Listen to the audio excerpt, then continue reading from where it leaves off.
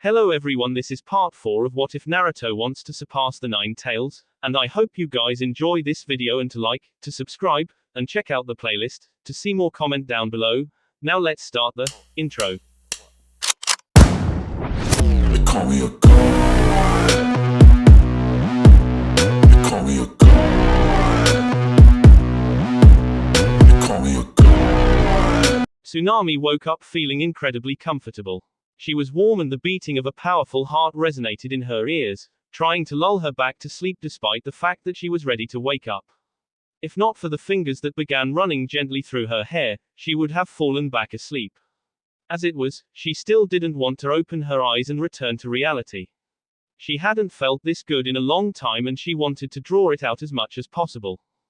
She was well aware that the whole thing was rather inappropriate, sleeping in the same bed with a man that she met only the day before, but she couldn't bring herself to care. It had been so long since anything good had happened in her life that she wasn't going to let something as petty as propriety stop her. She was grateful that the blonde she was using as a pillow didn't try to move or interrupt her self-indulgence. They had moved sometime during the night and Naruto was now on his back with Tsunami resting her head on his chest. She was lightly running her hand over his chest, marveling at how hardened his muscles were.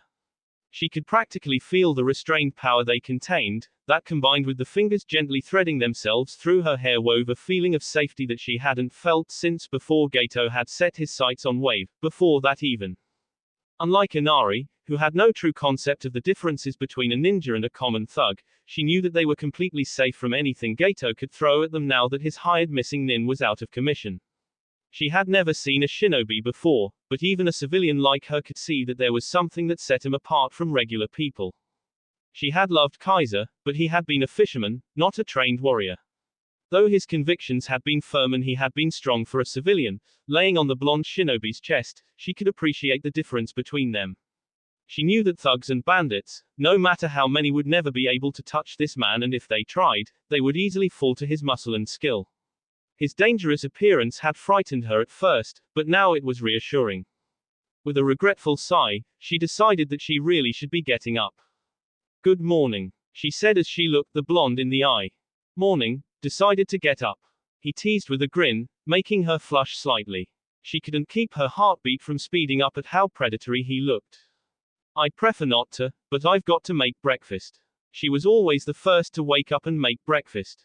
And I imagine that Tazuna might be upset that one of the shinobi he'd hired to protect him slept with his daughter on the day that he met her. Naruto mused idly. She scowled at him, but her blush made it hard to take her irritation seriously. "You're making it sound worse than it actually is." "True, even though the way you were wiggling against me made it really hard to resist making any moves on you." He teased with an amused grin and lightly groped her ass. Tsunami was looking so mortified that it was hard not to burst into laughter. "Come on, let's get up before someone walks in on us," Naruto continued. After that they both got dressed and made their way downstairs, Tsunami still sporting a faint blush at his teasing. Despite her embarrassment, however, she was in a good mood. It had felt good to tell someone about what had happened and be held while she cried. The playful teasing was embarrassing, but she couldn't deny that she liked it. Some time later, breakfast was just about finished, just as the others began to make their way down. Inari once again took his food and left the table, glaring at the shinobi but without saying a word, making Tsunami sigh in disappointment. "I'm going to need to go to town today and buy some more food." Tsunami spoke up when they were done eating. "Could one of you go with her?" Tazuna directed his question towards the shinobi. He wasn't feeling comfortable with the idea of his daughter going to buy groceries alone, especially with Gato after his head. Kakashi's single eye took a considering look as he thought it over. Someone would definitely need to go with Tsunami, but whoever would go, was going to be missing on the training today. "What were you planning to train us in, Kakashi-sensei?" Naruto asked before the Junin could say anything. "Oh, I was planning to teach you how to climb trees," Kakashi answered with his usual eye smile, making everyone except Naruto look at him like he was mad, as they wondered how exactly that was going to be useful at fighting Zabuza. "Well, in that case, I'll go with Tsunami, since I already know how to do that," Naruto replied with a sigh. The woman in question was happy to hear this, as she had been considering if she should ask the blonde to accompany her either way. "Without your hands," Kakashi pressed further, making everyone look at him like he was even crazier. Yes, without my hands. Naruto rolled his eyes. I know how to walk on water without my hands too, in case you wanted to know. He continued in a deadpan voice. What are you guys talking about? Sakura burst out, losing her patience at the conversation that wasn't making any sense to her. He's going to be teaching you how to walk up vertical surfaces by using your chakra. Naruto explained to her. Why do you already know how to do that? Sasuke asked with a scowl. He most certainly did not like the fact that the blonde was apparently ahead of him in this as well. 2 words Sasuke. Genin. Library. Naruto deadpanned at him. Sasuke scowled some more. He really needed to get into that library as soon as they got back to Konoha. Kakashi, I want you to show me those elemental manipulation exercises once Tsunami and I come back from town. Naruto told the Junin sensei. You do know that those exercises will take much longer than a week to master. And even if you do master them, you won't be able to use them for anything much without knowing any wind or water techniques. Kakashi protested. Well, if you know anything else that I could train in that would actually be useful in 1 week, then I'm all ears. Naruto retorted. Well, I guess you've got a point there. Kakashi gave in with a sigh. Thank you for coming with me. Tsunami said towards the blonde walking next to her as they entered the town. Naruto had opted to bring his newly acquired giant sword with him, strapped to his back with an improvised harness. It's no problem, I could hardly let a pretty woman like you go into a dangerous place like this alone now, could I? He answered with a lazy grin towards her, making her blush again at his slight flirting. He'd noticed that she seemed to be in a better mood than she had been yesterday and was being deliberately playful with her to keep up her spirits. He had never liked seeing women sad. Naruto was observing the state of the town as they moved through it and noted that it was in a sad state indeed. There were people just sitting in the streets, looking absolutely hopeless and clearly too hungry to even stay standing for very long. He was drawing some fearful looks due to his style of dress and the sword, but the fact that he was walking peacefully next to Tsunami seemed to calm him down. Most people never even glanced at the Konoha forehead protector strapped to his thigh. As they made their way to a store that sold food, he could see clearly that the only food it had available was of poor quality and sold at obviously inflated prices. His respect for Tsunami's cooking went up a few notches. He had no idea how she had managed to make food that still tasted good with such poor quality materials. This actually reminds me of my own childhood. Naruto commented a bit sadly as Tsunami picked out the best of the vegetables that were available. Tsunami looked at him in surprise and confusion. What do you mean? Isn't Konoha a prosperous village? Oh, it is. The problem is that I'm not too well liked by a lot of the villagers, so they often sold me nearly spoiled food at triple price. Naruto explained. But why? She exclaimed in shock. It was due to certain events that took place during my birth. The villagers blamed me for it even though I was a baby at the time. But that's insane. How could they blame you if you were just a baby at the time? Tsunami asked in distress for him. Because people are stupid. Naruto answered simply.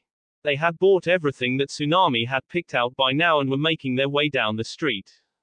But surely not everyone was like that. Tsunami asked hopefully. No, not everyone. An old ramen stand owner and his young daughter were very kind to me, and some other people that bothered to talk to me at least treated me like anyone else. In my experience, a person can be very intelligent and brave, but people as a group are often barely any better than animals. Worse sometimes, since animals at least aren't likely to do much harm. He made no mention of Xana despite the fact that she was honestly the only reason he hadn't become suicidal at a record young age. That was information that was simply not revealed lightly. What do you mean? Tsunami asked, wanting an explanation for that rather cynical statement. Take the situation in Wave right now for example. Naruto began. Your husband saw that Gato was bad news and fought against him, but he failed because nobody else was willing to stick their neck out alongside him. If everyone had risen against him, then he would never have gotten a stranglehold on the country, but everyone was telling themselves that they've got too much to lose if they take that risk, never even considering what might happen if Gato was allowed to take over. Now they're sitting hopelessly in the street, but they're still unwilling to stick their neck out and help Tazuna even if they have nothing more to lose. The people in Konoha did something similar with me, everyone just condemned me because that's what everyone else was doing. Most of them never even gave a single thought towards the why, instead blindly believing what they heard somewhere. Tsunami was deeply shaken by his words, not just because she was reminded of the loss of her husband, but also at the dark but undeniable truth of what he said. The people of Wave had looked up to Kaiser as a hero, but had been unwilling to stand with him, and now they were paying the terrible price of their cowardice. They had lapsed into silence for a few minutes, each lost in their own thoughts, until Naruto felt a small tug on his coat. Looking down, he saw a small and dirty girl who couldn't be more than 6 years old holding onto his coat. She looked terrified that he would be angry at her, but the growling of her stomach, which he could hear clearly, had made her desperate enough to approach. She had apparently seen that he was looking much healthier than anyone else here and was hoping that he would give her something. "Do you have any food, mister?" she asked timidly while cupping her hands in front of her hopefully. Looking at the small girl, Naruto was reminded of himself at that age. Giving her a smile, but making sure not to show her his teeth, Naruto reached into his coat towards one of the seals inscribed into the inside of it and unsealed a few ration bars that he kept in there. The things tasted as bland as cardboard, but there was a lot of calories packed into them. When he deposited the ration bars into her hands, the small girl gave a bright smile and thanked him before running off. "That was a very kind thing you did," Tsunami said approvingly. Before he could say anything back, there was a sudden commotion from the direction that the girl had run off to, and when Naruto turned to look, his face darkened with anger. "Watch where you're going, you filthy little brat." An unwashed-looking and more than slightly tipsy thug yelled at the very girl that Naruto had just given the ration bars to, his hand already raised to strike her. Tsunami quickly ran after him as the blonde made his way towards the thug, catching his hand before he could hit the girl. Ignoring the angry-looking man trying to get his hand free, Naruto addressed the little girl. "Run along, sweetie." When the wide-eyed girl picked up her dropped ration bars and scampered off, the smile that Naruto had given her dropped off his face and he shoved the man into a nearby alley, with Tsunami following behind nervously. To Naruto, this was a perfect opportunity. He'd been intending to get some more information on Gato, and this piece of scum had very conveniently volunteered for an interrogation, assuming of course that he worked for Gato. As soon as the man got back on his feet, he rushed at Naruto, intending to punch him, but found his fist caught in an unbreakable grip. He tried to free his fist, but Naruto just tightened his grip painfully and twisted his wrist, forcing the man to his knees. "We're gonna kill you for this, you bastard. I work for Gato and you've been warned that anyone who goes against us is gonna be killed." The man spat angrily. Naruto looked at him coldly and bared his sharp teeth in a menacing smile. The idiot had just spared him the trouble of finding out whether he worked for Gato or not. "Tell me what Gato is planning to do about the bridge builder," he demanded. "Fuck you," the man raged, trying to get his hand free. Naruto kept tightening his grip until the bones in his fist were crushed, causing the man to scream. Predictably, nobody came to check what was going on, being too scared to get caught up in anything dangerous. "You've got plenty of bones left. I'm going to keep breaking them until you answer me," Naruto stated coldly and without the slightest shred of sympathy. The man's nerve broke and he started talking. He's just going to wait for that ninja he's hired to get better and let him take care of it. "Is there anything else?" The man hesitated and the blonde grabbed his other arm and began squeezing. Okay. He also told us all to gather at a spot several hundred yards away from the bridge a week from now, but I don't know what for." The man quickly started talking before any more of his bones ended up broken. "Well, that doesn't sound suspicious at all," Naruto thought to himself sarcastically. Gato sounded exactly like several other greedy pieces of slime that he'd had to deal with in the past when he'd still been taking over the criminal underground in Konoha, except for the fact that he was more successful. And the one thing that you could count on with the likes of them was that their own greed always got the better of them. "I've told you everything, now let me go," the man said, cradling his broken hand. Naruto ignored him and instead grabbed hold of his head with both hands and twisted violently, ending his life with a sickening crack. Letting the fresh corpse fall to the ground, he produced a sealing scroll from inside his coat and sealed the body inside. No need to be causing Gato to get suspicious and changing his plans if one of his flunkies was found with his neck broken. Turning back towards the entrance of the alley, he saw a pale and shaken Tsunami staring at him with wide eyes and trembling hands. "Shit. Sorry you had to see that, Tsunami," he said quietly. Tsunami for her part was having trouble reconciling the image she had of the blonde as a gentle and caring man with the cold and brutal execution she had just witnessed. She knew of course that killing was a part of life as a shinobi, but seeing it was something else entirely. She didn't feel at all sorry for the man he'd killed, it was just the act itself that shocked her with its casual brutality. It's all right, she said shakily. They made their way back to the house in silence, giving Tsunami plenty of time to calm down. Does it bother you to kill like that? She asked softly. Not anymore. It bothered me when I made my first kill when I was 12, but I've long since realized that some people just need to die, just like Gato is going to die by the end of this no matter what. Naruto admitted, and she was struck by the absolute confidence with which he said that, as if any other outcome was simply impossible. They had nearly reached the house before Tsunami spoke again. She was biting her lips nervously and blushing in embarrassment but forced enough calm into her voice to speak clearly. Will you come to my room again tonight? Naruto looked at her in surprise at the request, before his expression turned into a teasing grin again. Well, if the client wants to have her way with me, then as a shinobi under your employ, I cannot refuse. That her father was the actual client was a minor detail that Naruto decided to ignore in favor of his teasing. She slapped his arm, blushing furiously. Shush, shut up. It's not like that. Once she had calmed down somewhat, she asked another question. Is that really true? That you can't refuse something like that?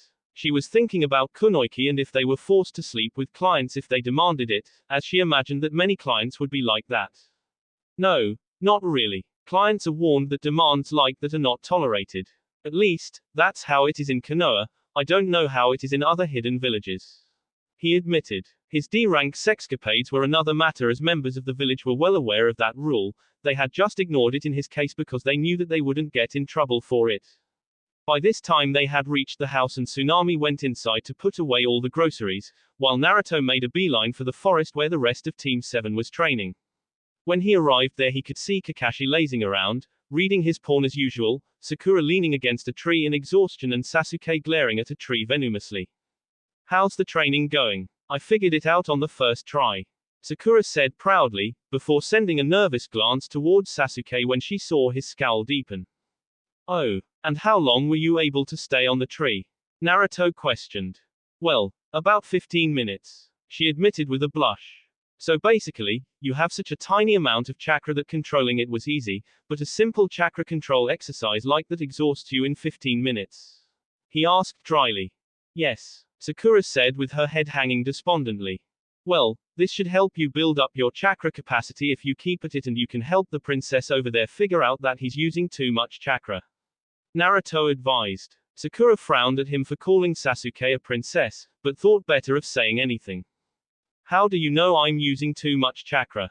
Sasuke asked irritably, having heard the entire conversation and was none too pleased with being called princess. I can see you blasting the bark off the tree's genius. Don't feel too bad about it though. The first time I tried this I used so much chakra that I nearly blew the tree in half.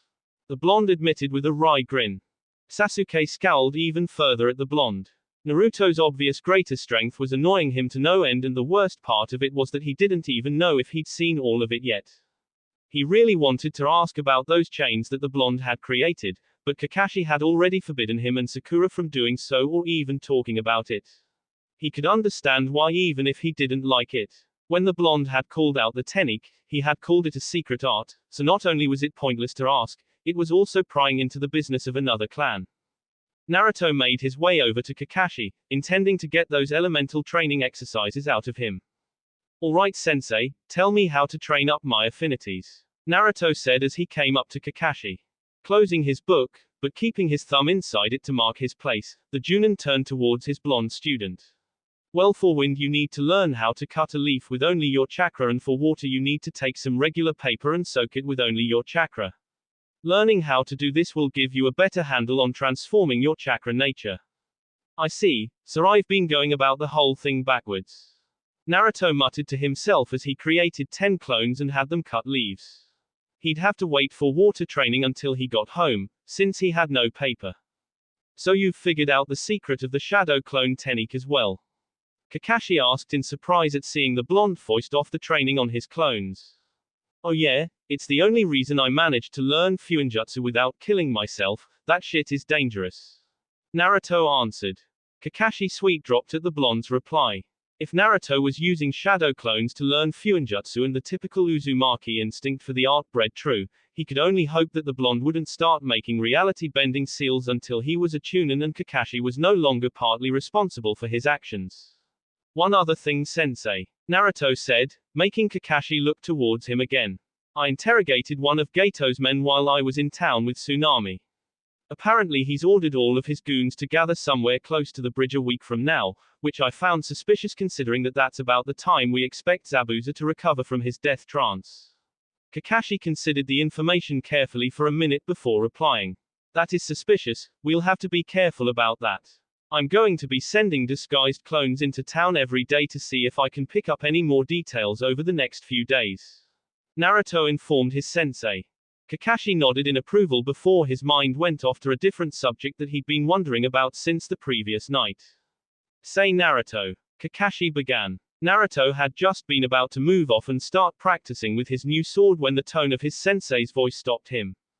Yeah, if you've known who your parents were for years now, why didn't you reveal it? It had been bugging him ever since their talk last him and he couldn't figure out the reason that Naruto had kept quiet about it. Because I can just imagine that a number of people that hate me for the QB right now, would suddenly be trying to kiss my ass if they knew I was the son of their precious Yondaime, and I think the hypocrisy of it might have made me break someone's face sooner rather than later. Ah, I see. So Naruto is the kind of man, Kakashi concluded. The kind of man that disdained anything and everything that he hadn't gained through his own sweat. The fame of his parents, no matter how much respect it would give him, was not his own, so it held no appeal for Naruto. It was an attitude that Kakashi couldn't help but respect, even though he wondered just what had happened to Naruto that he valued only his own strength. That kind of attitude wasn't born from nothing after all. With nothing further to say, Naruto moved off to get a handle of swinging around his new sword and Kakashi went back to his pawn. Tsunami was anxiously waiting in her futon for Naruto to show up. She'd been terribly embarrassed about asking him to do this, but it had been the most wonderful thing that she had experienced in a long time and she was willing to suffer through a little embarrassment if she could have that again. His sudden appearance next to her made her jump in instinctive fright, the fact that she had been expecting him being the only reason that she hadn't screamed. He was already in his underwear, coat and pants nowhere in sight. You're finally here, she said with a relieved sigh as he climbed under the sheets and spooned her exactly the same way that he'd done the previous night. Sorry about that. I had to take a swim in the river, swinging that sword around made me smell a bit too manly. Naruto explained, making her snort in amusement. As soon as they'd settled, Tsunami started fidgeting again and Naruto couldn't help but notice that she wasn't wearing the same thing as she had yesterday. Her nightshirt today was a lot shorter, only just barely reaching his thighs, and she'd apparently decided to wear a purple thong instead of a more substantial piece of underwear. He was already developing the inevitable hard-on and was about to warn her about what her fidgeting was doing to him when she surprised him by turning around and pressing her breasts against his chest. He raised a questioning eyebrow at her that was only barely visible in the low light, but she just kept biting her lip nervously while looking at him and rubbing her thighs together. What it is? He asked just to prod her out of her thoughts. It was getting pretty obvious to him what was on her mind. Instead of answering, she leaned, brought her head close and kissed him. Despite his intention of getting rid of the smell by taking a swim in the river, she could still smell the remnants of the sweat that had clung to him, and it had been the last straw. She'd been attracted to him ever since she had seen him, and the more time she spent around him, the more things she found to like. Far from being unpleasant, the musky smell excited her to no end and she couldn't take it anymore. She didn't care that he would have to leave when the mission was over and she'd probably never see him again. She didn't care that she had only known him for 2 days. The only thing she cared about was the burning need to feel him sheathed inside her. Are you sure about this? Naruto asked her just to be sure. Yes, now take me, she urged, getting desperate to get what she wanted. Not needing any more convincing, he returned her kiss and rolled over so that he was on top of her. It was something of a surreal experience for Tsunami to have to be careful so that she didn't cut her tongue on his teeth, so she let him win their little tongue duel without putting up much of a fight. When he moved his mouth down to her neck, she couldn't help letting out an excited shudder at the feel of those teeth scraping lightly over her neck, knowing that they were easily sharp enough to pierce through her skin. She suddenly felt herself lifted up and her nightshirt went flying over her head, leaving her completely naked except for her thong. She covered her breasts with her hands self-consciously when she saw his eyes roving over her the way a hungry lion might look at a gazelle. Without saying a word, he grabbed her hands and raised them over her head and lowered his mouth to her right nipple. The movement of a hot tongue over the sensitive nub of flesh made her take a sharp intake of breath that grew into excited panting when she felt the gentlest of scrape of inhumanely sharp teeth against it.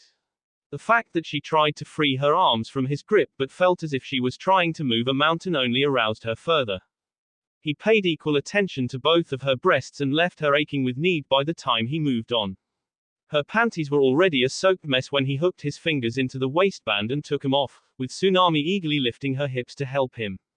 The deep whiff he took of her crotch embarrassed her, but she didn't protest when he started moving his face closer. He had released her hands by this time and she was desperately grasping at the futon, wanting him to get on with it already. She kept her teeth clenched tightly to prevent any loud moans from escaping her as he started licking up what she'd released so far, avoiding any highly sensitive areas. She continued to grit her teeth together when his tongue began to probe her nether lips and slip inside of her, only moaning deep in her throat to prevent herself from being heard by the entire house. When he moved his attention to her swollen clitoris, she quickly raised her hand and sank her teeth into her own forearm to hold in the moaned screams, the other hand finding its way to the top of his head and pressing it harder against her crotch. It didn't take even a minute before she was shuddering with the after effects of her orgasm. Panting, breathless and almost ready to pass out, she couldn't believe that he'd gotten her this worked up already and they were technically still at the foreplay stage. Due to her lack of attention, she never even noticed him before his weight was suddenly pressing down on her again and she felt the monster between his legs pressed against her quivering nether lips. She'd known he was big when she felt him through his underwear the previous night, but now that he'd removed it she realized just how big it was. She was intending to tell him to be careful, because there was no way that all of that was going to fit inside her when he pressed his lips against hers again, making her taste herself on his tongue while he rubbed his rod against her, getting it lubricated so that it would slip inside her without trouble. He took hold of her hands again, having noticed earlier that she liked it, as he lined himself up with her entrance and pressed inside with the head, making her moan into his mouth. The deep, satisfied growls coming from his throat as he penetrated her slowly excited her with the thought that he was going to slam himself fully inside of her any second now. As he penetrated deeper and deeper inside her, stretching her insides to the point of being painful, she was distantly grateful that he hadn't done that, as it would have no doubt hurt her badly. There was no restraining her moans and screams as he kept going deeper every time she thought that there couldn't possibly be any more room inside her, moans and screams which were fortunately muffled by his mouth. He stayed buried inside of her fully for a short while as she gasped for breath and squeezed her hips around him, letting her adjust to his size before he moved again. He returned to plundering her mouth when he began to move, causing her to return to moaning into his mouth. When he began to speed up and growl in a way that told her that he was getting close, she tried to let him know that she didn't want him to release inside her and possibly get her pregnant. The way that he was holding her down and covering her mouth prevented that, however, and the frantic bucking of her hips served only to push him deeper inside her. Despite that though, she still felt her own orgasm approaching again and she was helpless to do anything except let him do as he pleased while she climaxed and felt him filling her up with his seed, prolonging the pleasure she felt as her fleshy inner walls tried to wring every last drop out of him. "You shouldn't have done that, I don't want another baby," she panted out when the uncontrollable shuddering from her orgasm subsided, her face and hair sweaty. "And you won't have one.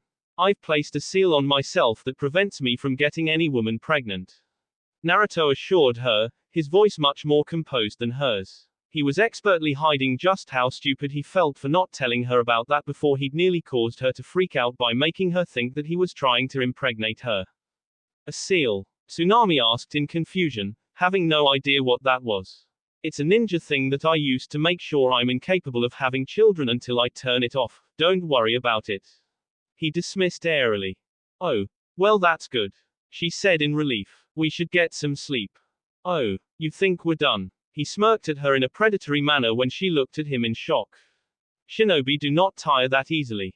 Tsunami felt him hardening inside her again as he said that, and she couldn't believe that he was ready to go again so soon. She was already tired and felt as if she could fall asleep any moment now, but was denied as he began thrusting inside her again. He brought her to another orgasm and released inside of her twice more before he was finished, leaving her barely able to stay conscious. She noted with some incredulity that her stomach had actually bulged slightly from the amount of sperm he pumped into her and she was painfully full. She'd thought that stuff like that only happened in that Ika book she'd read once when she'd been bored. Despite how much she just wanted to pass out and sleep for the next 2 days, however, there was something that really needed to be done if she didn't want her futon to be soiled beyond all hope of recovery. I need to go to the bathroom. Tsunami murmured into his ear sleepily. All right, Naruto answered. I'm afraid you'll need to carry me. She muttered at him with a good deal of embarrassment. I can't move my legs properly. She was grateful to every deity that had ever existed that at least the bathroom was just across the hall from her room. What followed was infinitely embarrassing for the single mother, as Naruto had to maneuver her onto the toilet and then proceeded to stare shamelessly, as she sat on the toilet with her legs spread and a small river of sperm leaked out of her. Don't look, it's embarrassing.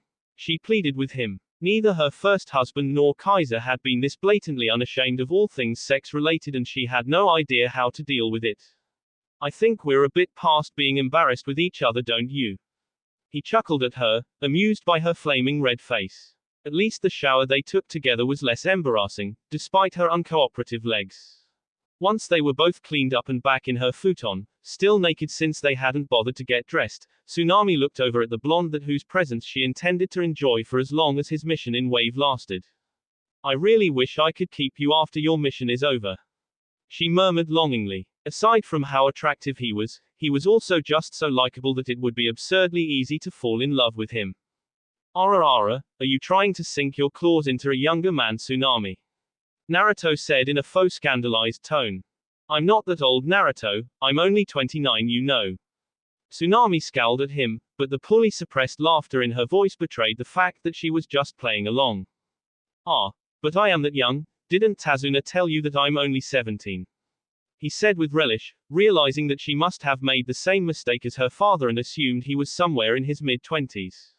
The look of shock on her face was priceless and he intended to treasure it for a long time. No, as a matter of fact he didn't tell me. She muttered sourly. I can't believe I've bedded a 17-year-old. When did I become a cougar? She said mostly to herself with wry amusement. It didn't really matter how old he was in the end, but she had honestly thought that he couldn't be more than 5 or 6 years younger than her. Why, when you met me, of course. I could see you checking me over like a prime piece of meat right away. His grin was so wide by now that she could swear that she saw the moonlight pinging off those fangs of his. Oh, just shut up and go to sleep. She scowled at him for embarrassing her again and nuzzled into his chest. Naruto did as he was told and shut up, but he did not fall asleep yet. He didn't fall asleep because he was troubled. He had started to like Tsunami, in fact he had started to like her a great deal. He had never expected such a thing to happen and didn't know what to do about it. Either way, he wasn't going to be doing anything about it at this exact moment, so he decided not to worry about it. He wasn't really stupid enough to think that the problem would leave his mind if he left the comfortable spot with the warm woman cuddling into him, so he didn't bother freaking out. He could think this problem over when he was less sleepy. Breakfast the next morning was an interesting affair to say the least. Inari had decided to actually eat with the rest of them for a change, but was scowling as darkly as an 8-year-old possibly could, seeming to be especially irritated that his mother appeared to be happier because of the presence of the shinobi in their home. It seems that the gloomy brat resented the fact that they believed themselves capable of doing something and that his mother was buying into it. Naruto wondered whether he would have preferred to know the real reason why his mother was in such a good mood. Tsunami was walking with a slight limp, claiming that she had slipped and bumped her hip against the door frame while she had been making breakfast. Everyone seemed to believe her, except Kakashi, who had glanced at Naruto and caught his quickly concealed smirk. After that, the scarecrow Junin had quickly stuck his nose into his orange book to conceal the proud tears gathering in his eye. MILF Hunter. There was a time and place for that kind of information to be used in order to traumatize his other 2 students some more, and the dining table during breakfast with the family of the lucky woman who had scored herself a young blonde was definitely not it. After they had eaten, everyone had gone off to do their own thing. Sasuke and Sakura, along with Kakashi, had gone to the forest to continue training tree walking, one to learn it and the other to bolster her chakra capacity. Naruto and Tazuna had gone to the bridge, though not before the blonde had made several dozen clones and had them scatter across to accomplish various tasks, such as training and spying around town. Both Sasuke and Sakura had wondered what the point of sending clones to train was and were shocked at hearing that shadow clones could be used as a training aid due to the memory transfer function. The Uchiha survivor had seethed with jealousy at learning that his blonde teammate had such a powerful tool at his disposal and demanded to learn it, forgetting that it was a kinjutsu. Kakashi had shot down his idea with a reminder that only people with a truly insane chakra capacity could utilize the technique as a training aid. The day passed without any further incidents. Naruto's transformed clones that had been skulking around town, eavesdropping on anything of interest, had not found anything new, but had caught a few conversations with the thugs wondering why they were supposed to show up near the bridge, so at least that was confirmed. The clones he had sent to train had been making slow but steady progress, though one of them had for some reason decided to go fishing instead of training, which had made Tsunami smile when it had brought the fish, so he figured it was all good. Sasuke had just about mastered the tree climbing, his desire to catch up to Naruto making him desperate enough to ask Sakura for help. Sakura herself had been ecstatic about it, along with being able to stay vertical on a tree for half an hour at a time, making her claim that this was the best mission ever, momentarily forgetting the threat of messy death looming over her head. They would both be moving on to water walking soon. It was during the evening meal that Inari's gloom finally reached critical mass and exploded, unable to stand the fact that people were able to enjoy themselves. Why do you guys bother to try so hard? No matter how hard you train, you're still no match for Gato's men. No matter what glorious claims you make or how hard you work, the weak will only end up getting killed. Which is why Gato is going to get killed and Wave can begin rebuilding. Naruto said with a dismissive shrug, not particularly bothered with the rant. He was living proof that hard work and training did pay off, so the ranting of an 8-year-old didn't faze him in the slightest. Shut up. What do you know about our pain? Living in your big, fancy village, happy all the time and then sticking your nose into other people's business. You don't know anything about suffering. You should just leave. Inari shouted at the blonde, further enraged by his dismissive attitude. A feeling of murderous anger suffocated the room, making everyone shut up and freeze as Naruto stared down at the boy who had just blurted out something incredibly stupid. You must really hate your mother and grandfather. He said coldly. What are you talking about? Inari stuttered, feeling both shocked and terrified at the sudden menace in the blonde's voice. We are here to protect your grandfather while he finishes his bridge. If we leave the way you want us to, then he will die and your mother will likely suffer the same or even worse soon after. Naruto continued with the same cold tone, freezing the young boy's thoughts in his tracks. Come on Naruto, that's enough. Sakura said, trying to stop things from escalating, but received a glacial glare and a growl that told her to shut up and stay out of it. You sit here, in a warm house, with a loving mother who cooks for you and takes care of you, with a brave grandfather who is risking his life to make sure you can live a better life, and you spit on their love for you. Inari looked about ready to burst into tears and run away, but found himself unable to. Unknown to everyone, Naruto was using his much-neglected chakra voice enhancement to force him to listen. You live near a town not even 20 minutes walk away, where there are children living in the street. Children who have no one to take care of them. Children younger than you, who are forced to beg for food, and you sit here with a full stomach and complain. Tsunami, who was just as frozen as everyone else, realized that he must be thinking of the little girl from yesterday. My life was harder than yours is ever likely to be, but I climbed out of that instead of whining about it. Sasuke had to see his entire family killed by the hand of his own brother, but you don't hear him whining about it, even if he is a moody bastard. The last part might have been considered somewhat funny if it hadn't been delivered in a voice cold enough to freeze water. I have no idea what happened to Kakashi-sensei, but I can guess that whatever makes him stare at a monument to the fallen for hours on end every day wasn't pleasant. In fact, the only one here who had a life better than you is Sakura.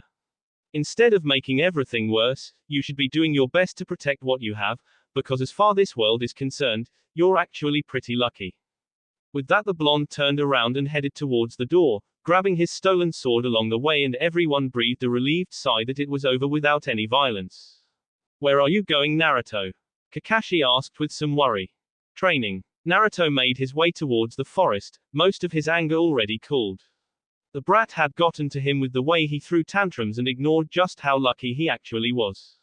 But the real reason he was still walking into the forest instead of going back was because he needed some space to figure out what the hell was going on with him and Tsunami and what he was going to do about it. All the women that he had slept with previously had been either prostitutes or the type who was just looking for quick fling with no strings attached, excepting the obvious case of Xana, who was another matter entirely. Tsunami, however, was a wonderful and loving woman that was very easy to get along with. She was a good deal older than him, but he had never cared about that before and he wasn't going to start now. Besides, he didn't even know how old Xana was, but it was likely to be a number with 4 digits, so that argument didn't hold any water. The root of the problem was that he had enjoyed the time he spent with her a great deal and could quite easily imagine settling down with her and abandoning his long-shot dream of becoming powerful enough that the red-haired demoness would consider him worthy of being her equal. That, however, would mean abandoning Xana, which was out of the question. She had been the one to get him through his childhood with his sanity more or less intact despite her fondness of mind games, and he had made a promise on top of it. He may have given the promise as a child who hadn't truly understood the importance of keeping his word yet, but it didn't matter as he would have probably done the same thing even if he did know. He didn't make promises often, but he would sooner carve his own heart out than break them. It was too late to distance himself from Tsunami to prevent himself from getting attached to her, as it had clearly already happened, which left him a horribly confused man.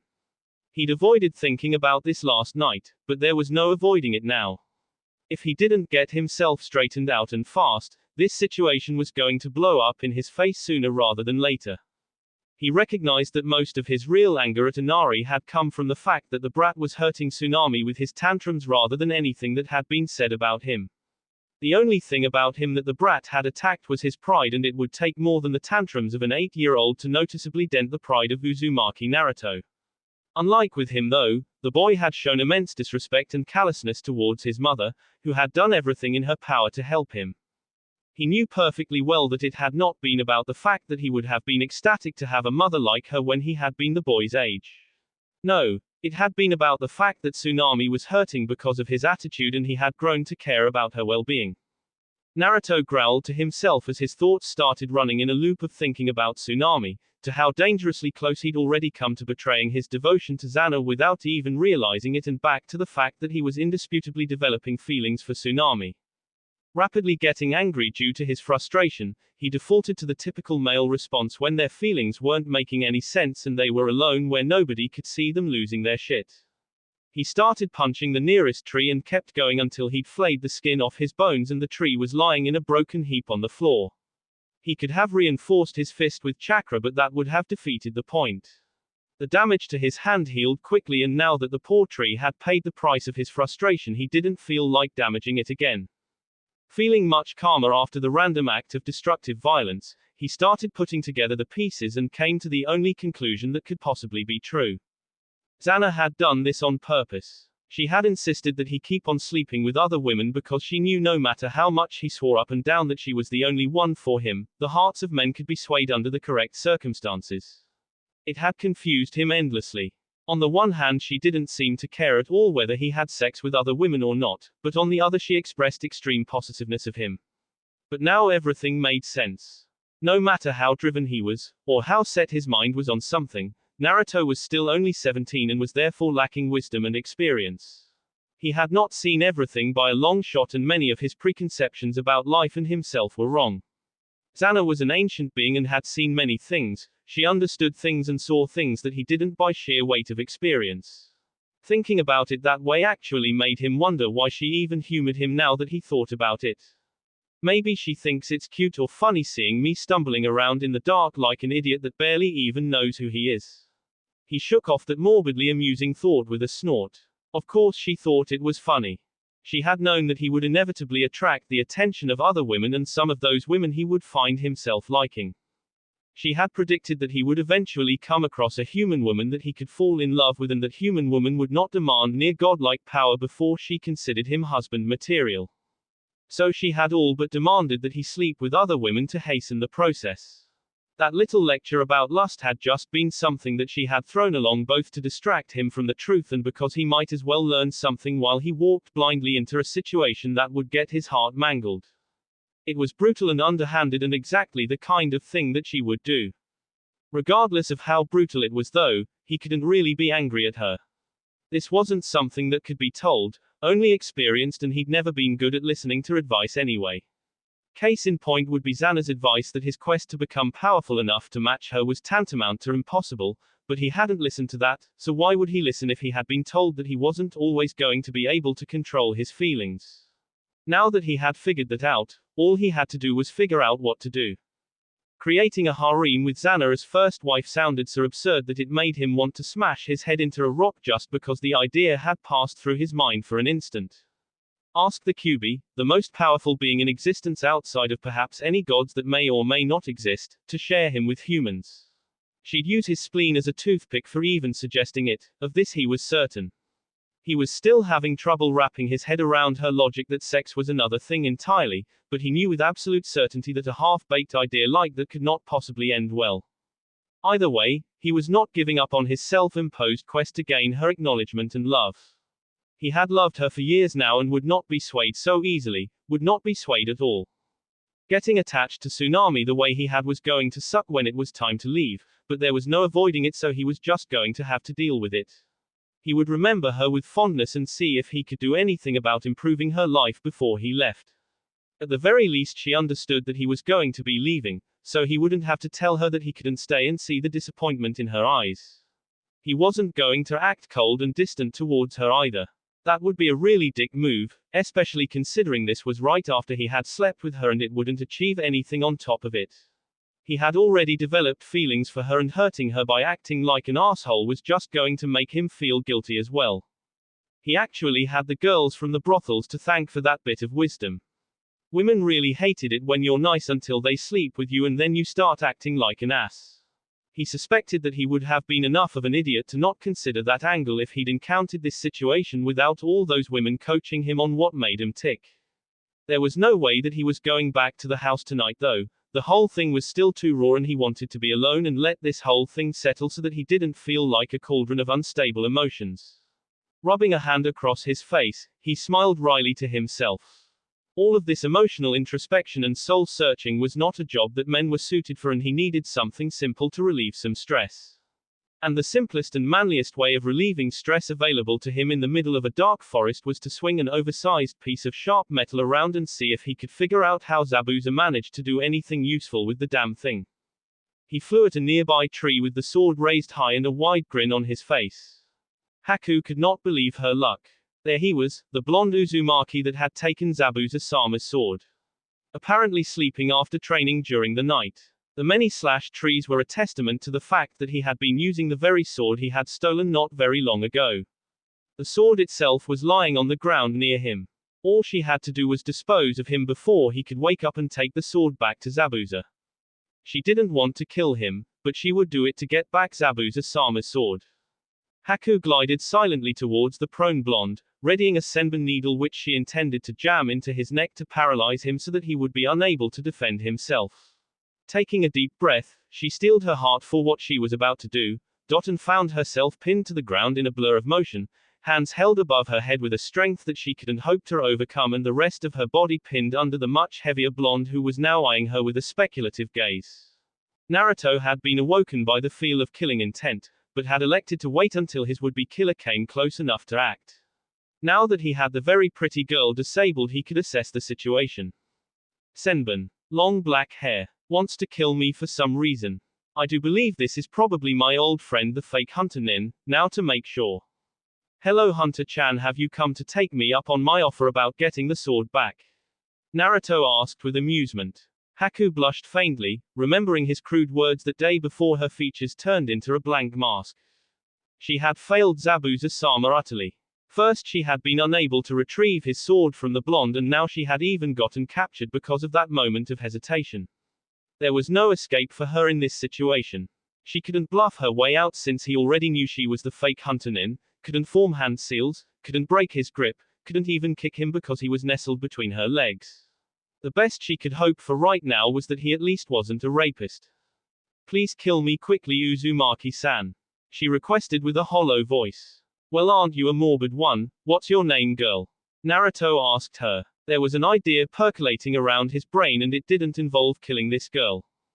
Haku. She answered shortly. Well Haku, would you mind telling me why you want me to kill you? Zabuza has no need for broken tools. I have failed him twice already, I am useless to him now. Haku told him. She had no reason to hide that information and she had no desire to suffer possible torture over useless information. She would not tell him about Zabuza-sama's location though. You think of yourself as a tool.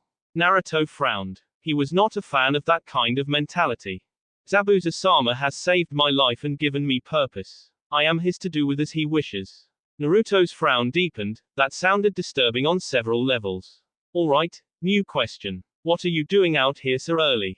I was gathering herbs to speed up Zabuza-sama's recovery. Would I be correct in assuming that Zabuza is going to be healed approximately 4 days from now? Haku paused and considered whether to answer or not and why he was even asking. The Leaf Ninja had apparently already correctly guessed at when Zabuza-sama would be healed, so even if she told him, nothing would be changed. She could claim it would take longer, but with a legendary ninja such as Kakashi, the deception would likely be perceived, not to mention that they were running out of time to finish the mission. Yes. Naruto frowned thoughtfully. I hope you're being honest about that, because this could be very important. This made Haku frown in confusion.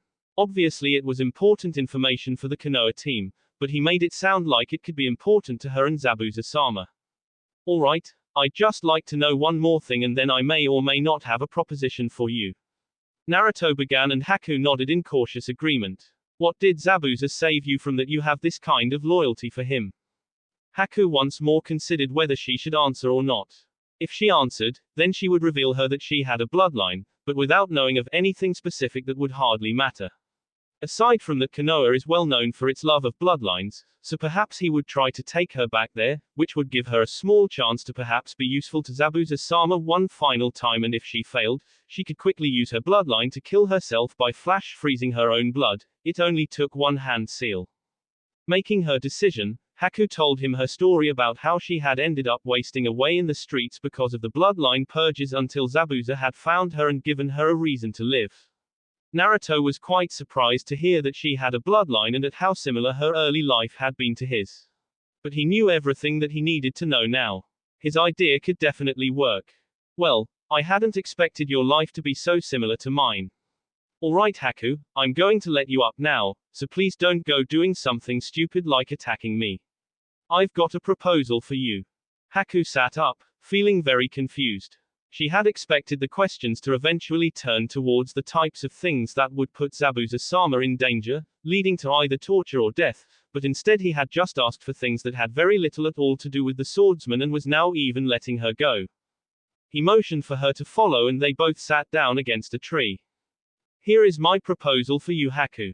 I'll give you the sword back and in return you will tell Zabuza that I want him to delay the battle until I get there. Naruto had no problem giving up the sword. He'd thought the thing was interesting at first, but the previous night's training had told him that a kenjutsu user he was not. The sword had felt wrong in his hands the entire time, even if he was strong enough to swing it without a problem. Returning it to Zabuza was a gamble, but he was almost certain that Gato was planning to double-cross them. Haku was now immensely confused and shocked. The blonde's actions didn't make any sense at all. But why would you do such a thing? Well, for one thing, I can't use that sword worth a damn. Maybe it doesn't like me, I hear that special swords have a will of their own or something like that.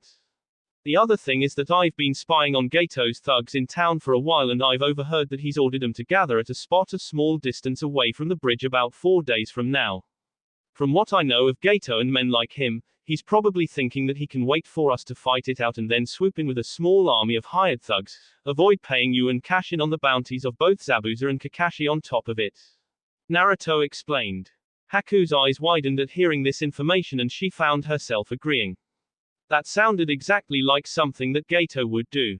So I'm proposing to give back the sword as a sign of good faith and then Zabuza can make his mist so that it looks like we're fighting and then just wait for the greedy little midget to show himself. If I'm wrong we can always pick up the fight later. Naruto finished with the proposal of his plan.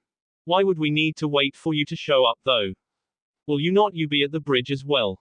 Haku asked. No, I'll be at the bridge builder's house, because people like Gato are also fond of using hostages as insurance, just in case something goes wrong, so I'm expecting them to try and take his daughter and grandson. I cannot guarantee that Zabuza-sama will agree to this, Haku stated. Then make your own observations of Gato's goons. The closer the day is, the more obvious it should be, and he'll have an easier time believing you than me. Naruto reasoned. Haku agreed and prepared to leave when Naruto stopped her with another request. Could you meet me here in 2 days and give me Zabuza's answer? I believe I can do that, Uzumaki-san. None of that now, Haku. We're practically friends, so just call me Naruto. Alright, Naruto. May I ask what you meant when you said that your life was similar to mine? Haku asked cautiously. Well, I had something placed inside me when I was born that caused most of the village to hate me, so I lived my early life in a similar way to you. Naruto explained. Haku was surprised, but also intrigued. Zabuza-sama saved me from that life and became my precious person. This is why I will do everything in my power to protect him. I have always believed that people become truly powerful when they have someone they wish to protect. Do you also have a precious person that you want to protect? She asked curiously. Despite the initially bleak situation, she was now glad to have encountered the blonde Uzumaki. She was curious about what had been placed inside of him, but decided not to pry. Naruto thought it over for a moment before answering. There are 2 people who are precious to me above everyone. One is like a big sister to me and I would do nearly anything to keep her safe, and the other is someone who doesn't need my protection, but it is my hope to be her equal one day. Haku gave a smile at meeting someone that was so similar to her. With reasons like that to grow strong, I have no doubt that you will succeed. The next few days passed without incident. Kakashi had not been happy at all that Naruto had returned Zabuza's sword, but had decided to trust his student and hope for the best. The second meeting with Haku had revealed to them that Zabuza was wary of traps, but willing to go along with it, as everything was pointing towards Gato planning treachery. Sakura had been relieved that they might be getting out of the mission without a fight, and Sasuke had been angry at being unable to face a powerful opponent to test himself. Inari had been quiet and barely spoken a word since Naruto had laid into him, but he seemed more deep in thought than gloomy. Everyone had continued their own training regardless of a possibly peaceful resolution. At this point both Sakura and Sasuke were working on water walking, one for endurance and the other to master it, while Naruto was still working on cutting a leaf in half with his wind chakra. Naruto and Tsunami had also continued the nightly activities in secret. At first Naruto had been hesitant about it, but Tsunami had assured him that she had known he wouldn't be able to stay. She would miss him, but she had never expected him to stay and just wanted to enjoy the short time they had left together before he left. True enough, she hadn't expected to find herself liking him to this extent, but she knew that there could be no future together for them. She was happy enough that he'd come around and helped lift the loneliness she had been feeling ever since her husband died, and that his words seemed to have done some good for Inari despite their harshness. Now the day had finally arrived for the long-awaited confrontation. Tazuna had told his workers to not come that day in order to prevent anyone getting caught in the possibly crossfire, but he intended to join them on the bridge. Naruto had stayed behind at the house, waiting for any possible kidnapping attempts by Gato's thugs. He was going to stay for 2 hours and then join them on the bridge if no kidnapping attempts had been made, leaving behind shadow clones just in case they were late. He didn't like relying on shadow clones for this kind of thing, as one tiny cut was enough to dispel them, which was the only reason he hadn't left shadow clones to begin with. Inari was currently in his room, as he had been wont to do lately, thinking over what Naruto had said to him. Meanwhile, Naruto was in the kitchen, standing in a place where he couldn't be seen from the front door or from the stairs leading to the first floor. He had his pants undone and Tsunami on her knees in front of him, with his rod in her mouth. Normally Tsunami wouldn't have even considered doing something like this, but she had gotten a lot bolder in the past few days and she knew that the short time she had to enjoy the company of her favorite blonde was running out. She knew that Naruto would hear if anyone was approaching, so the risk of getting caught was minimal and they couldn't risk doing anything more with the danger of being attacked at any moment. Aside from that, she had also discovered that instead of the usually unpleasant taste of a man's sperm, Naruto tasted like the most wonderful thing to have ever graced her taste buds. She had been confused when she first tasted him and it felt like she was drinking liquid lightning, but with only positive effects. His explanation on chakra density having strange effects on the body didn't really explain anything to her, so she just accepted it as being another oddity about him that she was going to miss. Before she could extract what she was after from him though, the front door was destroyed, causing Naruto to quickly pull out of her mouth and stuff it back inside his pants. He didn't show it, but he was rather pissed off at the timing of this attack. Couldn't they have come a few minutes later? I'm going around the back, don't worry, I won't let them touch you or Inari. Naruto whispered to her and vanished through a nearby window. Tsunami quickly wiped her mouth and then stood to meet the would-be kidnappers. Zori and Waraji had expected the standard kidnapping when they broke down the door.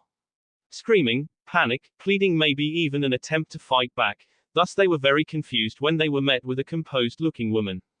Oh, she still looked somewhat frightened, but not anywhere close to what you'd expect when you break down someone's door with swords and barge into their home with blades drawn. Still, they had a job to do and they were going to do it. You're coming with us, girl. Gato wants to have a little talk with you and your father. I'm not letting you take my mother. A young voice suddenly screamed and they turned to see a boy at the top of the stairs. Inari felt Naruto's words echo in his mind as he saw the men who had come to take his mother away, and he couldn't believe that he had ever wanted the shinobi to leave. He understood now just what it meant that he had been telling them to leave. He had been telling them to abandon him to this exact fate.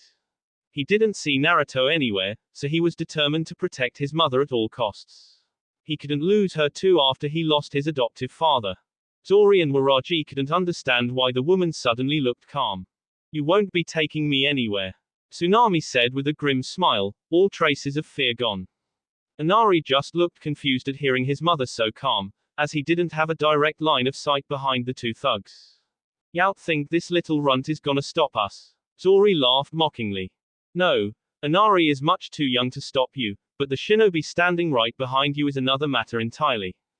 They instantly spun around, intending to cut down whoever was behind them, only to find their hands caught in an iron-hard grip and a much bigger man than they were leering at them with a menacing fanged smile. We've been waiting for you. Now, you are going to tell me what Gato is up to at the bridge. Screw you, I'm not telling you anything. Waraji raged, trying to get his hand free without success. When they tried to kick the blonde shinobi and force him to let go, his grip on their forearms suddenly tightened until the bones broke under the strain. Both screamed in pain and let go of their swords, falling to the floor immediately after, cradling their now broken arms. I don't have time to screw around with you, so tell me what I want to know or I start taking off body parts. Naruto demanded in a cold, chakra-enhanced voice, instantly removing any thoughts about refusing. They were just hired swords and definitely had no interest in being tortured in order to protect information. He's gonna wait for your team and Zabuza to fight it out and then ambush you with everything he has. Zori revealed frantically, wanting to tell him everything he knew as soon as possible, before the blonde could make good on his threat. So I was right then. That makes things simple, Naruto said to himself, before dragging the two of them outside. He didn't want to kill them in front of Inari, and leaving him alive was not an option. When he came back in, both Tsunami and Inari were waiting for him. I'm going to the bridge, it's time to finish this, he told them. They nodded, but Inari felt that he had to say something. Thank you, Naruto-ni-san. Naruto raised a surprised eyebrow at the new form of address and then put his hand on Inari's head and ruffled his hair. You did good trying to protect your mother, Inari. The words made Inari smile proudly. The blonde made two shadow clones and then sped off towards the bridge. When he arrived at the bridge, he saw a rather odd thing. The bridge was enveloped with a Kirigakura technique, and once he penetrated it he saw a dome of ice mirrors with Sasuke trapped inside them, looking progressively more like a pincushion. The odd thing about this was that Kakashi was standing next to Sakura and Tazuna, with Zabuza on the other end, the mist not thick enough for combat purposes, but plenty thick enough to block sight from the outside. So, what's going on? Naruto asked, as the whole thing seemed as casual as a tense situation between possible enemies could be, with the exception of Sakura's nervous shifting, clearly worried for her precious Sasuke-kun. Apparently Sasuke was upset about being unable to fight anyone on the mission thanks to you sniffing out Gato's plan, and he made his displeasure known. Zabuza suggested that he fight Haku, and here we are. Right. Well, anyway, I've just interrogated the two goons Gato sent to kidnap Tsunami, and it seems we were right to be suspicious. He should be coming here soon, looking to pick off any survivors from our battle. Naruto said, catching everyone's attention. Well, I guess we're not enemies anymore then. Zabuza said. It was at this point that Sasuke collapsed, too injured to stand anymore and causing Sakura to shriek out his name in worry. Don't worry, Sakura, he's fine. Kakashi reassured her. Haku dismissed the ice mirrors and moved to stand at Zabuza's side while Kakashi collected Sasuke. Looks like the Uchiha was no match for you, Haku. He was somewhat able to dodge my Senbon after awakening his Sharingan, but he had no abilities powerful enough to break my mirrors, so it didn't help him too much. Haku confirmed. The prick is going to be even more insufferable with his pouting after this though. Naruto sighed in resignation. Don't talk about Sasuke-kun like that. Sakura raged. If you don't stop shrieking, I'm going to ask Haku to put you in a death trance, Sakura. Naruto told her irritably. No man wants to listen to a grating, high-pitched voice shrieking into their ear, especially not after an interrupted blowjob. That shut the pink-haired fangirl up quickly, as she didn't want to have Senbon stuck in her neck. Naruto took the opportunity to observe Zabuza and Haku since they weren't trying to kill each other. What he had heard from Haku about how she considered herself a tool for Zabuza still bothered him. It wasn't really any of his business, but he had taken a genuine liking to Haku during the short talk in that forest and he didn't want her living that kind of life. Hey Zabuza, he suddenly asked, surprising the swordsman and Haku slightly. They hadn't expected there to be much talking going on until Gato showed up. Yeah. Zabuza felt that he had a slight debt to the blonde for returning his sword so freely, so he was willing to answer some questions. Do you really consider Haku to be nothing but a tool to you? That's what shinobi are. Zabuza answered simply, causing Naruto to frown. I don't believe that. Naruto refuted. You can believe what you want, it won't change the truth. Zabuza retorted. So if I had asked for Haku's life in exchange for the sword, you would have agreed?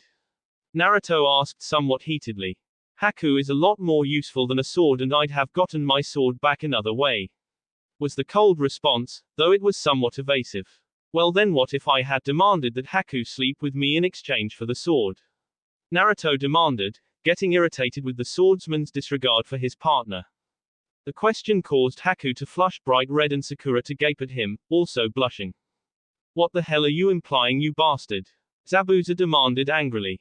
Naruto stared at him for a few seconds before he gave a small smirk.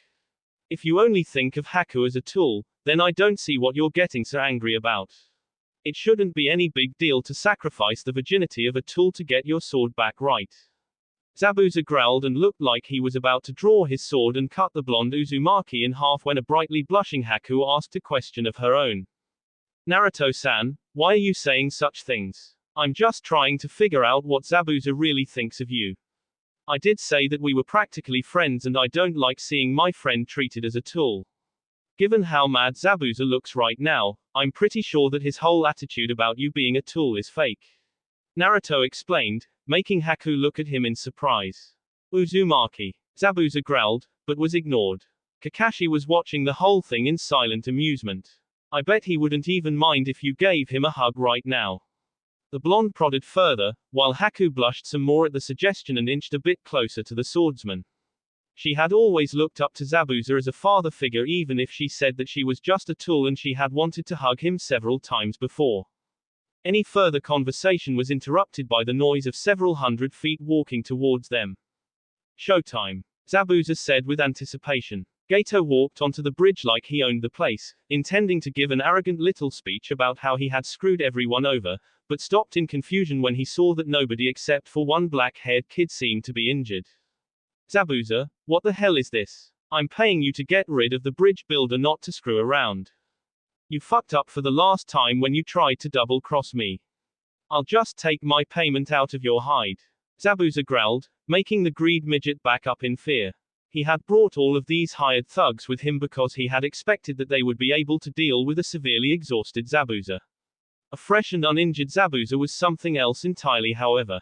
Please leave Gato alive for now, Zabuza. I have something special that I need him for before you kill him. Naruto requested. Zabuza looked at the blonde next to him. He was still a bit pissed at him for the earlier comments about Haku, but he had no problem delaying the midget's death for a little while. Fine. He grunted. In contrast to the conversation on the shinobi side, Gato was starting to get a little desperate, which is why he resorted to a tried and true method for motivating a mob of greedy thugs. There's only a handful of them and I'll be paying a 50,000 ryo bonus to anyone who can strike a killing blow on one of the shinobi, and then the lot of you can go do whatever you want to the town as a celebration. The small army of thugs looked excited at the prospect and charged right at the small group of ninja, intending to overwhelm them with numbers. They were further encouraged when they saw that only 3 of them intended to fight. Indeed, only Zabuza, Kakashi and Naruto had readied themselves to fight the mob. Haku had no desire to engage in a slaughter. Sasuke was unconscious and Sakura knew perfectly well that she wasn't ready for something like this. The following battle quickly reminded the thugs why exactly it was unwise to fight trained shinobi if you weren't one yourself. Zabuza was effortlessly cleaving through several of them with every pass of his huge blade, barely needing to even bother with any techniques aside from swinging the sword from one side to the other. Kakashi stuck to the basic kunai and went for quick kills, his speed much too high to be in any danger from the slow attacks of the mob. Naruto simply manifested his chakra chains and swiftly sent them to impale the attacking mob. He wasn't much for wholesale slaughter, but he didn't want to have all of these thugs turn into bandits and cause further trouble out of some misguided sense of mercy. A few blood-soaked minutes later, Gato was the only one left alive and he was shaking with terror, fully aware that there was no getting away. Alright Uzumaki, the little pig is alive for now, so go do whatever it is you intend to do so that I can kill him already. Zabuza grumbled impatiently. Naruto moved toward Gato and the tiny man immediately started trying to negotiate. Please spare me, I'll give you anything you want, just don't kill me. Naruto gave him a chilling smile and answered. Yes, there is something that I want from you. Gato looked hopeful and thought that he might just be able to get out of this alive. The group was now in Gato's mansion, more specifically his office, which had previously belonged to the daimyo. Naruto had his clones bring Tsunami along as well.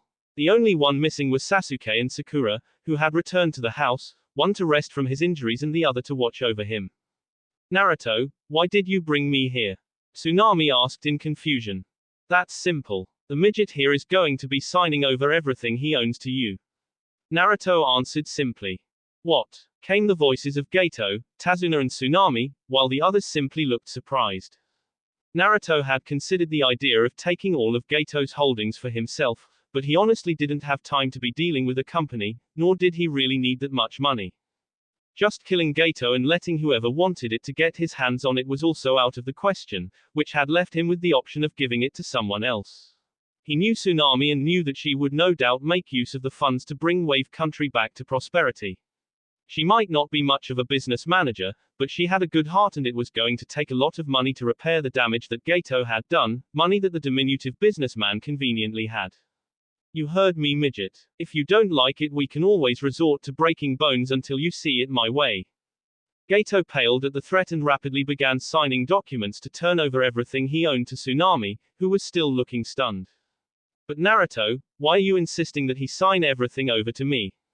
Because I know that you'll make good use of it.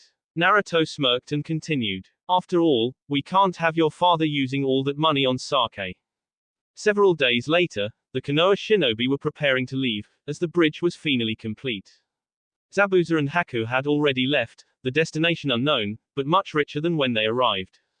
Zabuza had helped himself to several times the amount of money that Gato had promised him and nobody had really begrudged him the money, so the swordsman was overall pleased with the way things had gone.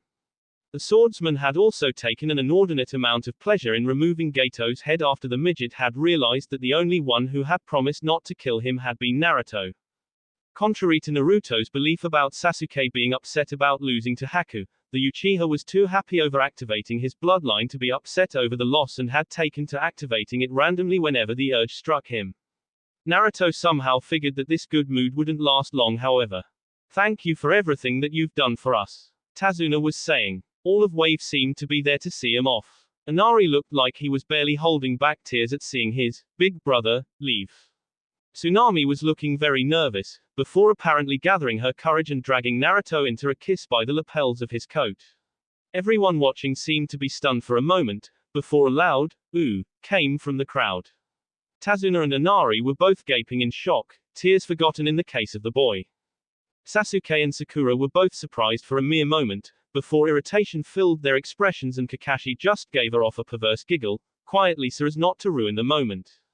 When the kiss ended, Team 7 bid them all goodbye and left the country. We still need to name the bridge, Tazuna said, trying to get his mind off what he had just seen. The Great Naruto Bridge seems appropriate, Tsunami said lightly. Why exactly is that appropriate? Tazuna exclaimed, now fully into angry father mode at the fact that someone had kissed his daughter, even if the woman in question was nearly 30 years old. Because he is the main reason that everything went so well, along with giving us the means to rebuild.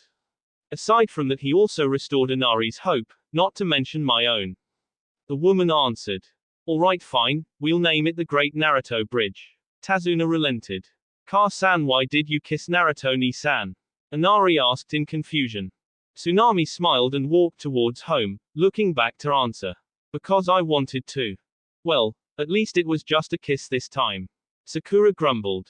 Kakashi gave off a loud perverse giggle this time. It was just a kiss, wasn't it? The Pinkett asked her sensei with some trepidation. Kakashi merely looked at her with an eye smile and giggled perversely again. Tell me that it was just a kiss, Naruto. Sakura all but demanded. Naruto just gave a small smile but didn't answer. He wasn't much in the mood for joking or screwing with their heads this time. Though Sasuke was getting pretty good at masking his irritation, he was not quite good enough yet, even if he never said anything. The smile did not fill Sakura's heart with confidence that her hopes were true.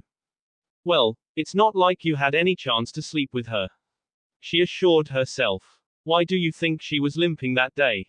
Kakashi asked her, his voice full of amusement, eyes firmly curved into their signature strange smiling shape. Sakura's face went blank as she remembered the story about slipping and hitting the door frame. Now that she thought about it, she couldn't remember hearing any kind of loud smacking sound which that kind of thing would have made. Damn it, Naruto, can we not go on one mission with you without you sleeping with someone? The Pinkett raged. The perverted giggles of their sensei echoed through the forest. That will be it for this video. If you want more, comment down below, like, subscribe. And see you guys later.